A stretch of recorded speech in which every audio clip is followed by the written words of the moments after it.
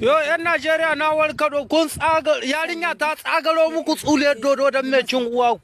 Na kuna dai gungume uban 'yan banza aljanna gafara wuta salamu alaikum arne nake na hasan kare da akuya ko ba niki ina taba bundi.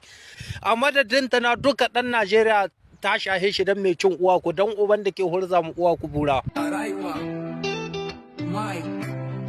Come forward. Duk wanda ya yarda wannan tunani ne yayi my me like. Amma dai wannan yaki ne ko to wani ya kira mana jarfa daga Niger mun shigo ku da ma akwai makaranta Zagi a Niger ne. Hege da baki kamar an yaga hammata gaskiya mun zagu. Duk wanda ya yarda wannan asalin kare ne asalin yaki ne dan Allah ya yi min like. Mutum ya ce aljanna gafara wuta salamu alaikum. Har kuku tsaya kuna baka makanku lokaci akan she. Na turmuta ta bishiyar dawa a gindin magabatanka. Ban taba ganin mahaukasi irin wannan mutumin ba. Shugaban mahaukatan duniya kafto mu yan Nigeria mun gode. Amman dai mahaukaci ne ko?